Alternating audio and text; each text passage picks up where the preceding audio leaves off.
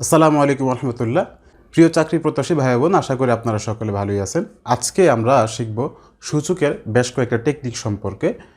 সূচক থেকে চাকরির পরীক্ষা আসে না এমন কোনো পরীক্ষা নাই। শিক্ষক নিবন্ধন বলেন কিংবা প্রাইমারি শিক্ষক নিয়োগ কিংবা বিসিএস, এমন কোনো পরীক্ষায় নাই যে সূচক থেকে অ্যাটলিস্ট কোশ্চেন আসেনি।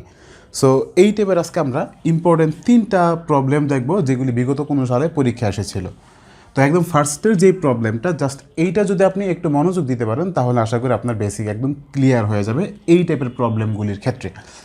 তো এই জায়গায় যদি এমন হয় সূচকের ক্ষেত্রে যে ভাগ হোক কিংবা গুণ হোক, ওকে, ভাগ কিংবা গুণ এই দুইটা ক্ষেত্রে যদি নিচের এই সংখ্যাটা সেম থাকে, অর্থাৎ নিচের এইটা হচ্ছে আমাদের বেস, ঠিক আছে, বেস যদি আমাদের সেম থাকে তাহলে এই সূচকের ক্ষেত্রে পরিবর্তন আসবে। যদি ভাগ হয় তাহলে বিয়োগ, আর যদি গুণ হয় তাহলে যোগ। That's it. জাস্ট এতটুকু খেয়াল রাখবেন, যদি নিচের সংখ্যাটা তথা বেস যদি সেম হয় তাহলে ভাগ হইলে পাওয়ারে পাওয়ারে বিয়োগ হয়, আর গুণ হইলে পাওয়ারে পাওয়ারে যোগ হয়। ওকে, তাইলে খেয়াল করেন যে এই জায়গাতে টু টু যেহেতু সেম, একটা টু লিখলাম এবং এই জায়গাতে একটা ভাগ চিহ্ন দেওয়া আছে, অর্থাৎ প্রথমটা থেকে সেকেন্ডটা বিয়োগ হবে। তাহলে প্রথমটা থেকে সেকেন্ডটা বিয়োগ হলে কী হইব, এনের আগে মাইনাস দিলে মাইনাস এন আসলো, আর এই জায়গাতে যেহেতু একটা মাইনাস ছিল এর মানে এটা প্লাস হয়ে গেল, চিহ্ন বদলাই গেল। আমরা ইতিমধ্যে জানি যে মাইনাস থাকলে চিহ্ন বদলাবে। That's it. এবার খেয়াল করেন এন থেকে এন গেলে এ হচ্ছে নাই হয়ে গেল, অর্থাৎ এনে এনে কাটাকাটি গেল, বাকি রইল টু এর উপরে +1, অর্থাৎ কোনো কিছুর উপরে +1 থাকলে ওইটা সেম থাকে, অর্থাৎ 2।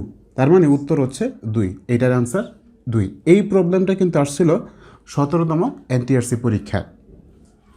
তাহলে বলুন তো এই প্রবলেমটা কী হবে? এইটা আসলে প্রাইমারি শিক্ষক নিয়োগ পরীক্ষায় 2007-এ। সো এই টাইপের প্রবলেমটা কী হবে? এইটাও কিন্তু কাইন্ড অফ এইটার মধ্যে একদম হুবহু সিমিলার। বেস এ এ, অর্থাৎ বেস সেম আছে, অর্থাৎ এই দুটো যেহেতু গুণ, পাওয়ারের পর আমি জাস্ট যোগ করে দিব, উত্তর এইটি। একদম সিম্পল না? এইটা অ্যান্সার করতে 2 সেকেন্ডের বেশি লাগছে, লাগার প্রশ্নই আসে না। এবার খেয়াল করেন এই প্রবলেমটা আসছিল 14তম শিক্ষক নিবন্ধন পরীক্ষাতে। সো এই জায়গাতে কিন্তু একটাই সংখ্যা দেওয়া আছে, ভিতরে জাস্ট একটা পাওয়ার, বাহিরে একটা পাওয়ার। এই টাইপের প্রবলেমগুলির ক্ষেত্রে মনে রাখবেন পাওয়ারে পাওয়ারে সবসময় গুণ হয় যদি একটা সংখ্যার মধ্যে হয়।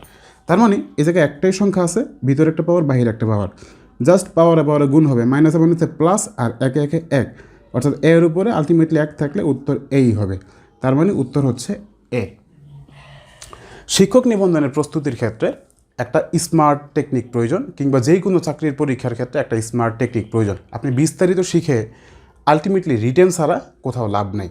সো রিটেনে যাওয়ার আগে একদম প্রথম যে ধাপ সেটা হচ্ছে প্রিলিমিনারি। আর প্রিলিমিনারিতে যদি আপনি টেকনিক না জানেন, একটা স্মার্ট ওয়েতে আপনি না শিখতে পারেন, তাহলে পরীক্ষার হলে আপনি হয়তো অনেক কোশ্চেন পারবেন কিন্তু আপনি সময়ের অভাবে আপনি অ্যান্সার করতে পারবেন না।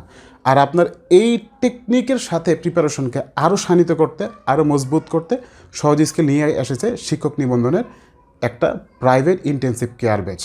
আমাদের সাথে যুক্ত হতে এখনই আমাদেরকে ইনবক্স করুন কিংবা কমেন্ট সেকশনে জানিয়ে দিন, আমরা আপনার সাথে পরবর্তীতে যোগাযোগ করে নেব ইনশাআল্লাহ। সো দেখা হচ্ছে পরবর্তী কোনো পর্বে। সে পর্যন্ত ভালো থাকুন, সুস্থ থাকুন, এই কামনায় বিদায় নিচ্ছি। আসসালামু আলাইকুম।